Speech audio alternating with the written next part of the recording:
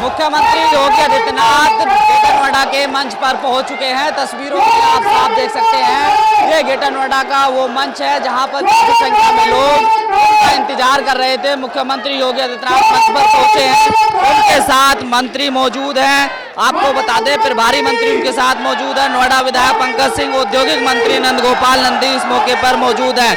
मुख्यमंत्री योगी आदित्यनाथ ने अभी कुछ ही समय पहले महाराणा प्रताप की मूर्ति का अनावरण किया है। अब जनसभा को संबोधित करने के लिए मंच पर पहुंच गए हैं। महाराणा प्रताप का यह जीवन हम सबको सदैव प्रेरणा देता रहेगा। आज भी कोई चित्तौड़गढ़ जाता है, पूरा देश हल्दी घाटी की माटी को ले जाकर के उसे तीर्थ के रूप में सम्मानित करता है। और याद करिए, ये भारत के अंदर ही हो सकता है। महाराणा तो नायक है ही है, महाराणा प्रताप का घोड़ा चेतक भी हम सब के लिए एक नई प्रेरणा छोड़ करके गया है। स्वामी भक्ति का इससे अच्छा उदाहरण दूसरा क्या मिल सकता है। बहनों और भाइयों, ये है भारत का इतिहास। जिन्हें भारत के इस इतिहास की जानकारी नहीं, भारत की इस परंपरा की जानकारी नहीं, वे भारत की नदी संस्कृति को भी नहीं जान पाएंगे। उन लोगों से कोई उम्मीद नहीं की जा सकती है। ऐसे कूप मंडूप आज भी भारत के अंदर मौजूद है। वे आज भी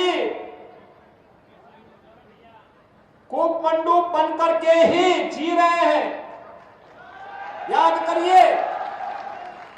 करिए जब 13 जनवरी से 26 फरवरी के बीच, पौष पूर्णिमा से लेकर के महाशिवरात्रि के बीच इस सदी के महाकुंभ के साथ हम सबको जुड़ने का अवसर प्राप्त हुआ था। और मैं अभिनंदन करूंगा आदरणीय प्रधानमंत्री जी का। मैं अभिनंदन कर रहा हूं उन सभी पूज्य संतों का और सनातन धर्मावलंबियों का। जितना कोई विधर्मी और जितना कोई सेकुलर व्यक्ति महाकुंभ के बारे में अफवाह फैलाता था, जितना दुष्प्रचार करता था, उतनी ही बड़ी संख्या में वे लोग प्रयागराज में आकर के आस्था की पवित्र डुबकी लगा करके उन्हें चिढ़ाने का काम करते थे। जो कोई बोलता था कि वहां गंदगी है, तो जनता जनार्दन की ओर से, सनातन धर्मावलंबियों की ओर से आता था कि वे मूर्ख, तुझे नहीं मालूम तो बहता पानी और रमता जो कि कभी गंदा नहीं होता है, कभी अशुद्ध नहीं होता है।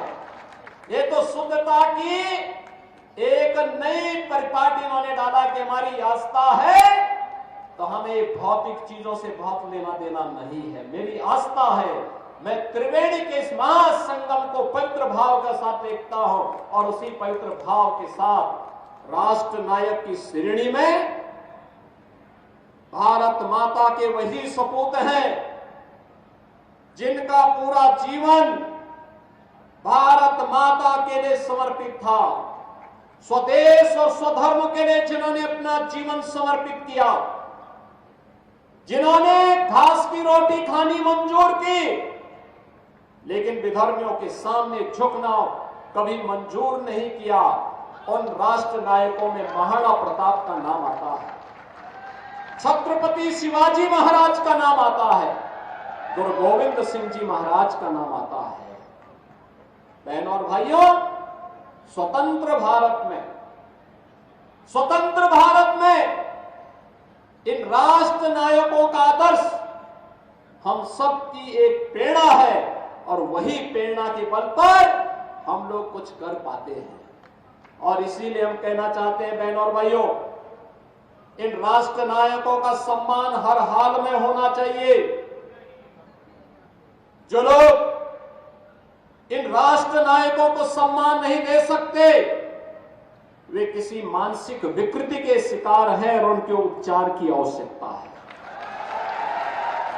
उनको व्यापक उपचार की आवश्यकता है, क्योंकि राष्ट्र नायकों का सम्मान के बगैर वर्तमान पीढ़ी आगे नहीं बढ़ सकती, उनको एक नई प्रेरणा प्राप्त नहीं हो सकती।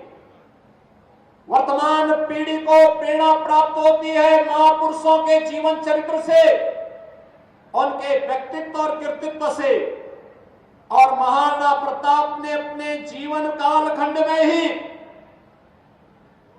मेवाड़ राजवंश से जुड़े हुए वे सभी क्षेत्र जिन्हें कभी अकबर ने हड़पने की कुछ चेष्टा की थी, उन्हें वापस लेकर के अकबर को भी घुटने टेकने के लिए मजबूर कर दिया था।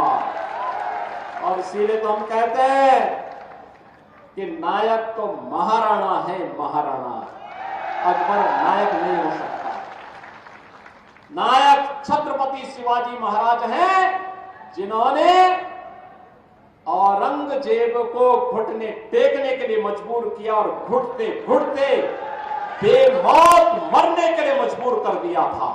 इस मौके पर नोएडा विधायक पंकज सिंह, सांसद महेश शर्मा व प्रभारी मंत्री कुंवर ब्रजेश सिंह साथ ही यहाँ पर मौजूद हैं। अन्य नेता बीजेपी के सीनियर पदाधिकारी यहाँ पर मौजूद हैं। लगातार उन लोगों का यहाँ पर जामवाड़ा है, जनता उनको सुनने के लिए पहुंची है।